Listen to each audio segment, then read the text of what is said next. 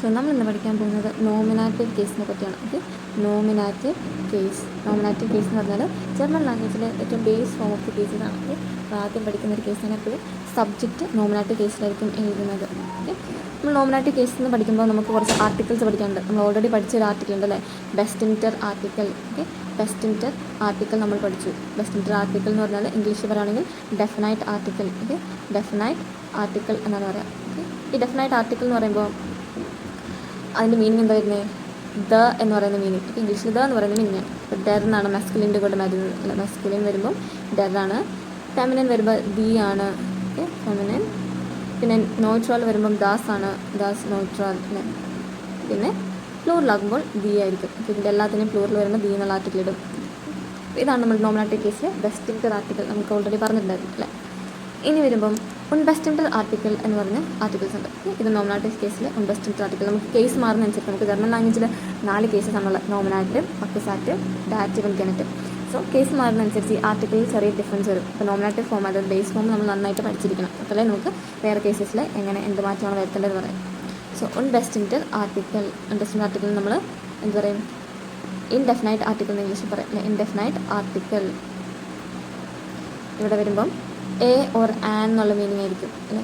A or an English A apple അല്ലെങ്കിൽ an apple അല്ലെങ്കിൽ A lady എന്നൊക്കെ പറയുന്ന മീനിങ് ആയിരിക്കും. അതേതൊക്കെയാണ്? മസ്കുലിൻ വരുമ്പം ഐൻ എന്ന് വരും. ഓക്കെ, ഫെമിനിൻ ആണെങ്കിൽ ഐനെ, പ്ലൂറൽ നോയിറ്റിലാണെങ്കിൽ ഐൻ അഗെയിൻ. ഓക്കെ, പ്ലൂറലിന് ഇല്ല, കാരണം പ്ലൂറൽ എന്ന് പറഞ്ഞാൽ ഒന്ന് കൂടുതൽ എന്താണെങ്കിലും ഉണ്ട്. അപ്പോൾ ഐനെ എന്നൊക്കെ പറയുമ്പോൾ എന്താ, ഒരെണ്ണം ആൻ ആപ്പിൾ എന്ന് പറഞ്ഞാൽ ഒരു ആപ്പിൾ എന്നല്ലേ. എ ലേഡി എന്ന് പറഞ്ഞാൽ ഒരു ലേഡി എന്നല്ലേ. സോ പ്ലൂറലിൻ്റെ കൂടെ നമുക്ക് ഇൻഡെഫിനൈറ്റ് ആർട്ടിക്കിൾ ഇല്ല. പിന്നെ നമുക്ക് പഠിക്കാനുള്ളത് നെഗാറ്റീവ് ആർട്ടിക്കിൾ. നെഗാറ്റീവ് ആർട്ടിക്കിൾ എന്ന് പറഞ്ഞാൽ നോട്ട് എ എന്ന് പറയുന്നൊരു മീനിങ് വരും. ഓക്കെ, നോട്ട് എ, നെഗേഷൻ പറയാം, നോട്ട് എ എന്നൊക്കെ പറയുന്നത്. അപ്പോൾ അവിടെയും ഈ ഇൻഡെഫിനൈറ്റ് ആർട്ടിക്കിളായിട്ട് സിമിലറാണ്. കൈൻ. ഓക്കെ, കെ എക്സ്ട്രാ ഒന്നും ഫ്രണ്ടില്ല. കൈനെ ഫെമിനിൻ വരുമ്പോൾ, നോട്ടിൽ വരുമ്പോൾ എന്താവും? കൈൻ. പിന്നെ പ്ലൂറലിനുണ്ട്, അപ്പം കൈനെ എന്ന് വരും. കൈനെ. ഇതൊക്കെയാണ് നമ്മളുടെ ആർട്ടിക്കിൾസ്. പിന്നെ നമ്മൾ പഠിച്ചായിരുന്നു പേഴ്സണൽ പ്രൊനോമൻ. അതും നമ്മൾ പഠിച്ചിട്ടുള്ളത് നോമിനാറ്റീവ് കേസിലാണ്. അക്യുസാറ്റീവിൽ വേറെ ഉണ്ട്, ഡാറ്റീവിൽ വേറെ ഉണ്ട്. സോ ഇത് നോമിനാറ്റീവ് കേസിലെ പേഴ്സണൽ പ്രൊനോമൻ നമ്മൾ പഠിച്ചായിരുന്നു. ഏതൊക്കെയാണ്? ഐ, യു, ഹി, ഷീപ്പ് എന്നൊക്കെ പറയുന്നല്ലേ. ഇഷ്, ഡു, എർ, സി, എസ്, വിയർ, ഇയർ, സി ഓർ സി, 2 സി ഉണ്ടല്ലേ. ദേ ആൻഡ് യു എന്നുള്ള ഫോർമൽ യു. സോ ഇഷ്, ഡു, എർ, സി, എസ്, വിയർ, ഇയർ, സി. ഇതാണ് നമ്മളുടെ പേഴ്സണൽ പ്രൊനോമൻസ്. അത് നോമിനാറ്റീവ് കേസിലെ പേഴ്സണൽ പ്രൊനോമൻസ് ആണ്. ഇനി നമുക്ക് ഒരു സെൻറ്റൻസിലോട്ട് വരുമ്പോൾ, നോമിനാറ്റീവ് കേസിലൊരു സെൻറ്റൻസ് എന്ന് പറഞ്ഞാൽ അതാണ് ബേസ് ഫോം. അതായത് ഏറ്റവും സിമ്പിൾ ആയിട്ടുള്ളൊരു സെൻറ്റൻസ് കൺസിസ്റ്റ് ഓഫ് ഒരു subject and a verb. Subject എന്ന് പറഞ്ഞാൽ എന്താ? Doer of the action is called subject. Doer of the action ആണ് സബ്ജക്റ്റ്. അതായത് പ്രവൃത്തി ചെയ്യുന്ന ആളല്ലേ, ക്രിയാകർത്താവ് എന്നൊക്കെ പറയും. എന്താ പറയും? സബ്ജക്റ്റിനെ എങ്ങനെ കണ്ടുപിടിക്കാം? സബ്ജക്റ്റിനെ എങ്ങനെ കണ്ടുപിടിക്കാമെന്ന് ചോദിച്ചാൽ അവിടെ ഒരു വെർബ് ഉണ്ടാവുമല്ലോ. ഐ ആം പ്ലേയിങ് ഞാൻ പറയുന്നത് വിചാരിച്ചോ. ഐ ആം പ്ലേയിങ് എന്ന് പറയുമ്പോൾ എന്താ, ഇവിടെ പ്ലേയിങ് എന്ന വെർബിനോട് ആര് എന്ന് ചോദിക്കുക. Okay, ask the question who. അല്ലെങ്കിൽ മലയാളത്തിൽ പറഞ്ഞെന്താ, ആര് എന്ന് ചോദിക്കുക. To find out the subject. Okay,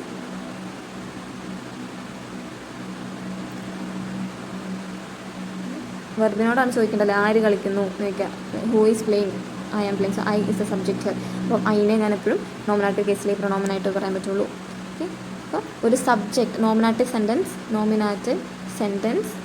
consist of a subject plus verb. Okay, subject plus വെർബിനെ നമ്മൾ നോമിനാറ്റീവ് സെൻറ്റൻസ് എന്ന് വിളിക്കും. പിന്നെ ഏതൊരു സെൻറ്റൻസിനും, അതായത് അക്യുസാറ്റീവ് കേസ് വന്നാലും ഡാറ്റീവ് കേസ് വന്നാലും ഒരു വലിയ സെൻറ്റൻസ് ആവും. അപ്പോൾ ആ സെൻറ്റൻസിൽ എന്താണ് ഒരു നോമിനാറ്റീവ് കേസ് ഉണ്ടാവും, അത് എപ്പോഴും അതിൻ്റെ സബ്ജക്റ്റ് ആയിരിക്കും. സബ്ജക്റ്റിനെ എപ്പോൾ എഴുതുമ്പോഴും നമ്മൾക്ക് ദ മാൻ ഈ സ്റ്റാൻഡിങ് ദർ ഞാൻ പറയാൻ വെച്ചോ. അവിടെ ദ മാൻ എന്ന് പറയുന്നത് എന്താ? സബ്ജക്റ്റ് ആണല്ലേ. പുള്ളി അവിടെ നിൽക്കുന്നതെന്ന് പറയുന്നത്. അപ്പം ഡോർ സ്റ്റാൻഡ് ചെയ്യുന്ന ആരാ? ദ മാൻ ആണ്. അപ്പം ഞാൻ ഡെർ എന്ന് പറയും അല്ലേ. നോമിനാറ്റീവിലെ ആർട്ടിക്കിളെ ഡെറിട്ട് പറയും, ഡെർമൻ എന്ന് പറയും. അതേസമയം A lady is standing there എന്ന് പറയാം. അപ്പോൾ ആരാ അവിടെ നിൽക്കുന്നത്? ലേഡി. അപ്പോൾ ആയിരുന്നു ചോദ്യത്തിൻ്റെ സബ്ജക്റ്റ് എ ലേഡിയാണ്. അപ്പോൾ എ എന്ന് പറയണമെങ്കിൽ ഐനെ, ഫ്രൗ എന്ന് പറഞ്ഞ് പറയും. ഓക്കെ, അപ്പം നോമിനാറ്റീവ് കേസ് എപ്പോഴും സബ്ജക്റ്റ് ആയിരിക്കും ഒരു സെൻറ്റൻസിൽ.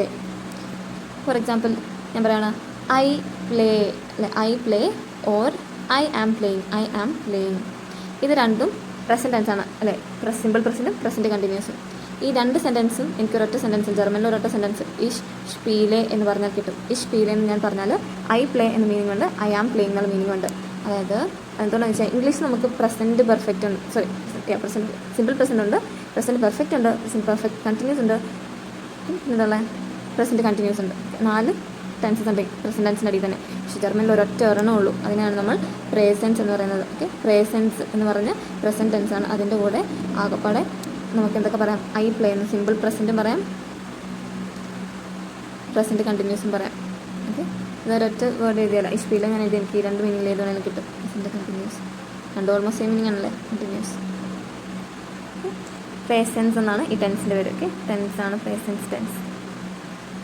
പിന്നെ ഓർക്കുക, ഒരു സബ്ജക്റ്റും ഒരു വെർബുള്ള സെൻറ്റൻസ് നോമിനേറ്റീവ് സെൻറ്റൻസ് ആയിരിക്കും. അപ്പോൾ പിന്നെ എവിടെയാണ് they are dancing, they are dancing എന്ന് പറയും.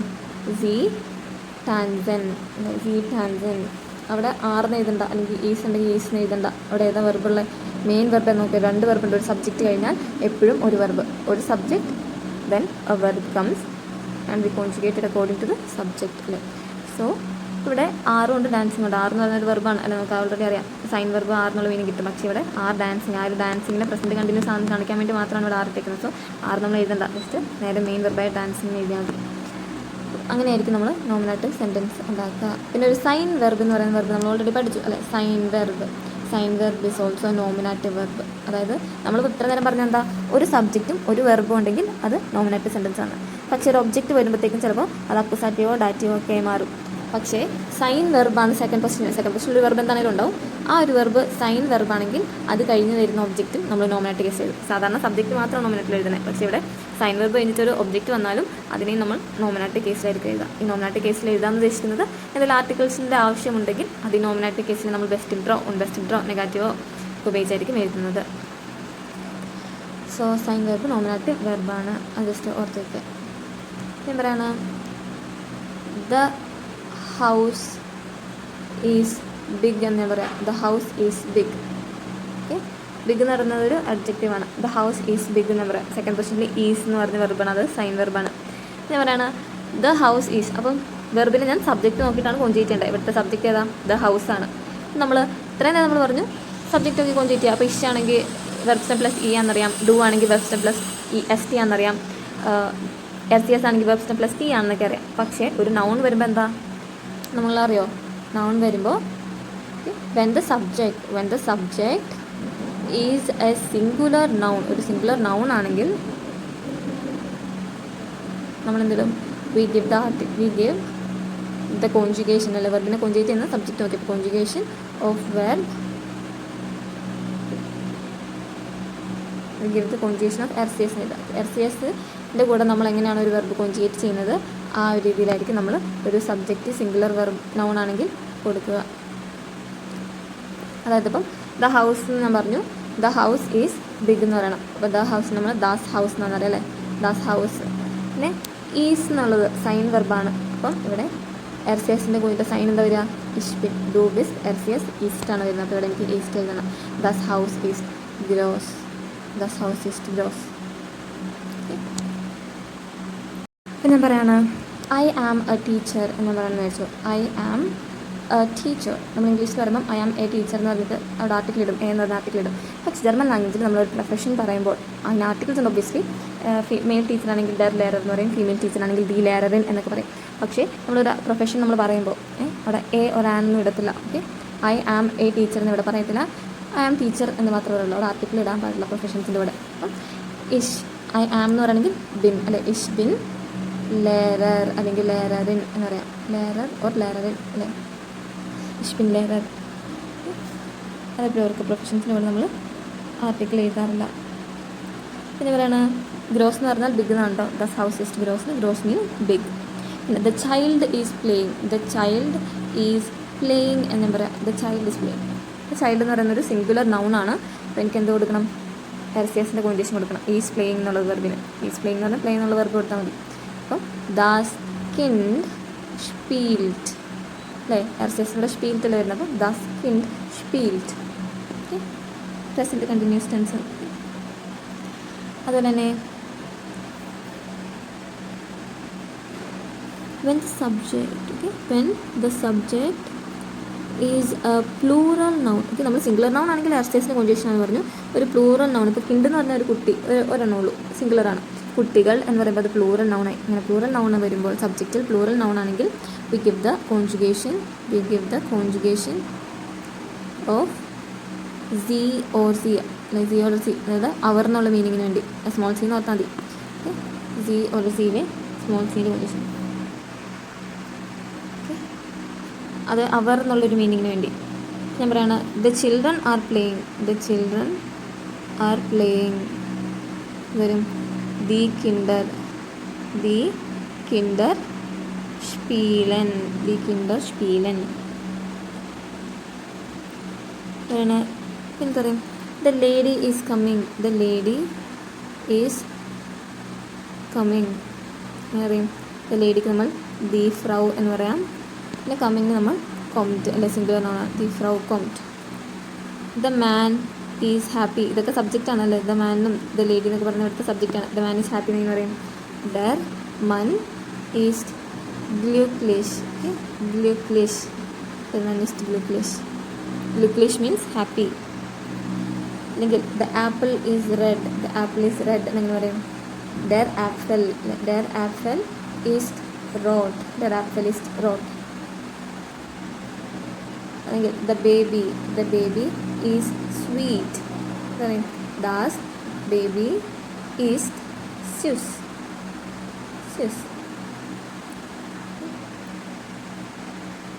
എന്താണ് ദാറ്റ് ഈസ് എ മാൻ. ഇവിടെ സൈൻ വെർബ് വന്നതുകൊണ്ട് തന്നെ അത് കഴിഞ്ഞിട്ട് വരുന്നതും നമ്മൾ നോമിനാറ്റീവ് കേസിലായിരിക്കും എഴുതുക. നോമിനാറ്റീവ് കേസിൽ ആർട്ടിക്കിൾ നമുക്കറിയാം ദാറ്റ് ദി ദസ്തിയാണ്. സോ ദാറ്റിന് നമുക്കിവിടെ ദസ് എന്ന് പറയാൻ പറ്റും. Thus is Ain Mann. Okay, masculine അല്ലേ, അതുകൊണ്ട് ഐൻ വന്നു, ഐൻ മൻ. അല്ലെങ്കിൽ ദാറ്റ് ഈസ് എ ലേഡി വരും. Das is eine Frau. Das ist eine Frau. That is a flower. Das ist eine Blume. Okay, Blume means flower. ഇങ്ങനെ ആയിരിക്കും നമ്മൾ നോമിനാറ്റീവ് കേസിൽ സെൻറ്റൻസ് ചെയ്താൽ. വളരെ ഷോർട്ട് ആൻഡ് ബേസിക് സെൻറ്റൻസ് ആയിരിക്കും നോമിനാറ്റീവ് കേസിന് മുമ്പേ ചെയ്ത. സബ്ജക്റ്റ് ഏതൊരു സെൻറ്റൻസിൽ ഒരു വലിയ സെൻറ്റൻസ് ആണെങ്കിൽ പോലും അവിടെ നോമിനാറ്റീവ് കേസ് ഉണ്ടായതായിരിക്കും, അവിടുത്തെ സബ്ജക്റ്റ് ആയിരിക്കും. സബ്ജക്റ്റ് എപ്പോഴും നോമിനാറ്റീവ് കേസിൽ. പിന്നെ സൈൻ വെർബ് കഴിഞ്ഞിട്ട് എന്തെങ്കിലും ഒരു ഒബ്ജക്റ്റൊക്കെ വന്നാലും അതിനെ നമ്മൾ നോമിനാറ്റീവ് കേസ് ആയിരിക്കും ചെയ്തത്, ബിക്കോസ് സൈൻ വെർബ് ഈസ് നോമിനാറ്റീവ് വെർബ്. പിന്നെ നമുക്ക് പഠിക്കാനുള്ളത് പൊസസീവ് ആർട്ടിക്കിൾസ് ആണ്. പേഴ്സണൽ പ്രൊണൗൺസ് ഒക്കെ പറഞ്ഞു. Possessive article. ഈ പൊസസീവ് ആർട്ടിക്കിൾ ഉദ്ദേശിക്കുന്നത് എൻ്റെ, നിൻ്റെ എന്നൊക്കെ പറയാം. അതായത് അവിടുത്തെ പൊസിഷൻ കാണിക്കാനല്ലേ. ആരുടെ എന്ന ചോദ്യത്തിന് ഉത്തരം കിട്ടും. ആരുടെ അച്ഛൻ, എൻ്റെ അച്ഛൻ. ആരുടെ അമ്മ, അവൻ്റെ അമ്മ, അല്ലേ. അങ്ങനെ ഒരു നൗണിൻ്റെ പൊസിഷൻ കാണിക്കുമ്പോൾ ആരുടെ എന്നുള്ളൊരു ചോദ്യത്തിന് ഉത്തരമായിരിക്കും അവിടെ കിട്ടുക. ഇപ്പം എപ്പോഴും പൊസസീവ് ആർട്ടിക്കിൾ കഴിഞ്ഞിട്ടൊരു നൗൺ ഉണ്ടായിരിക്കും. അതുകൊണ്ട് തന്നെ നൗണിൻ്റെ ജെൻഡർ നോക്കിയിട്ട് നമുക്ക് ചെറിയ ഡിഫറൻസ് വരുത്തി വേണം നമ്മൾ ഇടാൻ വേണ്ടി. ഇപ്പോൾ മസ്കുലിൻ, ഫെമിനിൻ, നോയ്ട്രൽ, പ്ലൂറൽ, അല്ലേ. അങ്ങനെ 4 ഇതാണ് വരിക. അപ്പോൾ നമുക്ക് ഫസ്റ്റ് പേഴ്സൺ പ്രൊണൗൺ നോക്കാം. ഇഷ് എന്ന് പറഞ്ഞാൽ ഞാൻ. ഇനി എനിക്ക് പറയണം എൻ്റെ എന്ന് പറയണം. Okay, my. ഇഷ് means I should say my father, അല്ലെ. മസ്കുലിൻ ആണ് ഫാദർ. സോ മസ്കുലിൻ നൗണിൻ്റെ മുന്നേ എനിക്ക് മൈ എന്ന് പറയണമെങ്കിൽ ഞാൻ മൈൻ ഫാറ്റർ എന്ന് എഴുതും. ഓക്കെ, മൈൻ ഫാറ്റർ, മൈനെ ഫ്രൗ, എന്തൊരു മൈൻ കിൻഡ്, അല്ലെങ്കിൽ മൈനെ കിൻഡർ. ജസ്റ്റ് എക്സാമ്പിൾ പറയുന്നതാണ്. മൈനെ എന്നായിരിക്കും വരിക. അത് ഓർത്ത് വയ്ക്കുക കേട്ടോ. ജസ്റ്റ് അത് വായിച്ചാൽ നൗൺ ജസ്റ്റ് വായിക്കാം. അതായത് കിൻഡ് എന്ന് പറയുന്നത് ദസ് കിൻഡാണ്, അതുകൊണ്ടാണ് മൈൻ കിൻഡ് വന്നത്. ഫ്രൗ എന്ന് പറഞ്ഞാൽ ഫെമിനിൻ ആണ്. സോ മൈനെ ഫ്രൗ എന്ന് വന്നു. ഓക്കെ, ഏതാണ് ഡു ആണുള്ളത്, അല്ലെ. ഡു എന്ന് പറഞ്ഞാൽ യു.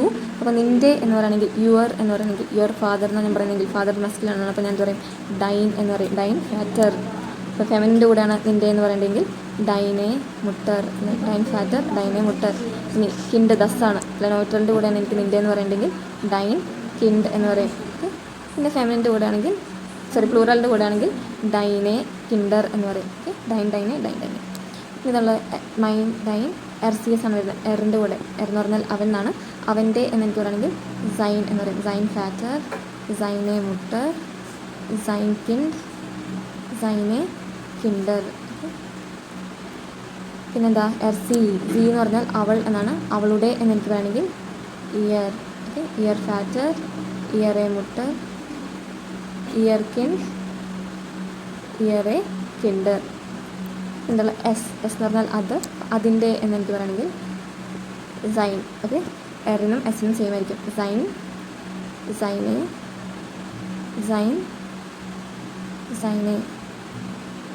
എന്താണുള്ള വിയർ എന്ന് പറഞ്ഞാൽ ഞങ്ങൾ, ഞങ്ങളുടെ എന്ന് പറയുകയാണെങ്കിൽ ഉൻസർ. Okay, ഉൻസർ, ഉൻസറെ, ഉൻസർ, ഉൻസറെ.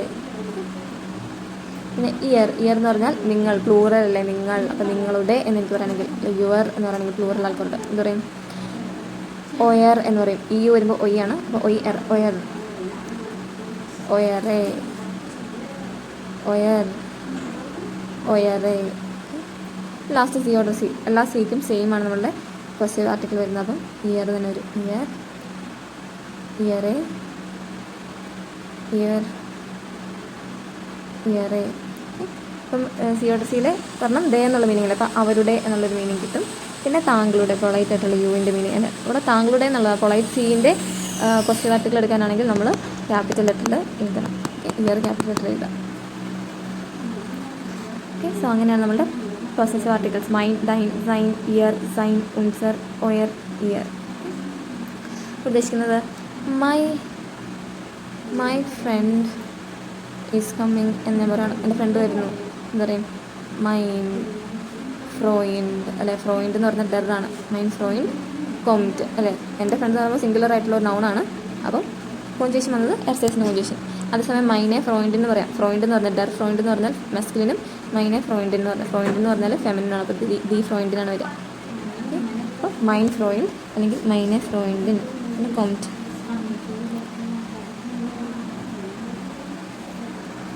then our children is going, our children are going, our children are going എന്നാണ് ഇങ്ങനെ പറയും. ഉൻസറെ അല്ലെ, പ്ലൂറൽ ആയതുകൊണ്ട് ഉൻസറെ എന്ന് പറഞ്ഞു. ഉൻസറെ, കിൻഡർ, ഗേൻ. പ്ലൂറൽ നൗൺ ആയതുകൊണ്ട് തന്നെ സിയോട്ടസിൻ്റെ കോഞ്ചേഷൻ വന്നു. ഉൻസറെ, കിൻഡർ, ഗേൻ. അപ്പം ഈ പോസിറ്റീവ് ആർട്ടിക്കിൾ എന്ന് പറഞ്ഞാൽ എൻ്റെ, നിൻ്റെ, അവൻ്റെ, അവളുടെ, അതിൻ്റെ, ഞങ്ങളുടെ, നിങ്ങളുടെ, അവരുടെ, അതുവേ അഥവാ താങ്കളുടെ എന്നുള്ളൊരു മീനിങ് ആയിരിക്കും. ഓക്കെ, പിന്നെ നമ്മൾ നെഗാറ്റീവ് ആർട്ടിക്കിളിനെ കുറിച്ച് പറഞ്ഞിരുന്നു അല്ലേ. നെഗാറ്റീവ് ആർട്ടിക്കിൾ എന്ന് പറഞ്ഞാൽ നോട്ട് എ എന്നുള്ളൊരു മീനിങ്ങിന് വേണ്ടിയാണ് പറയുന്നത്. നമ്പറാണ് എന്നോട് ചോദിക്കുകയാണ് അതൊരു പേനയാണോ, ഇസ് ദാറ്റ് എ പെൻ എന്ന് എന്നോട് ഒരാൾ ചോദിച്ചാൽ എന്ത് പറയും? നോ എന്ന് പറയുകയാണെങ്കിൽ എനിക്ക് നൈൻ എന്ന് പറഞ്ഞാൽ മതി. യെസ് എന്ന് എനിക്ക് പറയുകയാണെങ്കിൽ യാ എന്ന് പറയാം. ഓക്കെ, നെഗാറ്റീവ് ആർട്ടിക്കിൾ വരുമ്പോൾ എപ്പോഴും നമ്മൾ നോ ആയിരിക്കും പറയാം. Nine. somebody is asking me is that a pen, ഞാൻ പറയാം nine.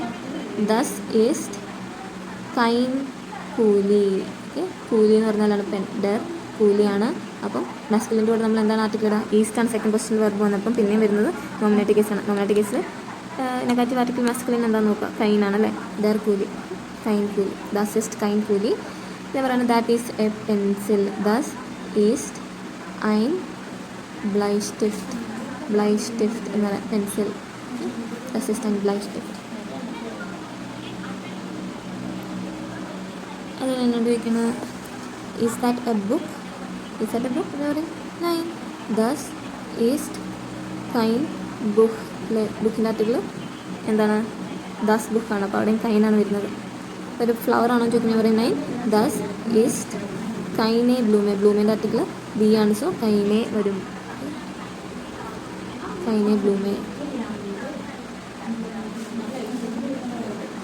That is a phone. ദാസ് ഈസ്റ്റ് ഐൻ ഹാൻഡി. ഹാൻഡി എന്ന് പറഞ്ഞാൽ ഫോണാണ്. ദാസ് ഹാൻഡി എന്ന് പറഞ്ഞാൽ phone. That is a phone എന്നുള്ളൊരു മീനിങ്. സോ ഇത്ര നോമിനേറ്റീവ് കേസ് എന്ന് പറഞ്ഞാൽ സബ്ജക്റ്റ് എന്നുള്ളതാണ്. പിന്നെ ഒരു അക്യൂസേറ്റീവ് കേസ് പഠിക്കുമ്പോൾ നമുക്ക് മനസ്സിലാവാൻ തന്നെ ഡിഫറൻസ് ഇങ്ങനെ എന്തുകൊണ്ടാണ് നോമിനേറ്റീവ് കേസ് ഇങ്ങനെ എടുത്ത് പറയുന്നത്, നോമിനേറ്റീവ് കേസ് വരുന്നത് എന്തുകൊണ്ടാണെന്നൊക്കെ. കാരണം അവിടെ ആർട്ടിക്കിൾസിനും പ്രൊനോമൻസിനും ഡിഫറൻസ് വരുന്നതുകൊണ്ടാണ്. ഓക്കെ, ഒരു സബ്ജക്റ്റ് നോമിനേറ്റീവ് കേസ്, ആ സബ്ജക്റ്റ് എഴുതാൻ എന്താണെങ്കിലും ഒരു വെർബ് ഉണ്ടാവും. അതിനെ നമ്മൾ കോൺജുഗേറ്റ് ചെയ്ത് വേണം എഴുതാൻ. ഓക്കെ, സോ ഇത്രയും കാര്യം ഓർത്തിരിക്കുക. പിന്നെ അക്യൂസേറ്റീവ് പഠിക്കുമ്പോൾ കുറച്ചൊരു ക്ലിയർ ആവും. Okay, she's.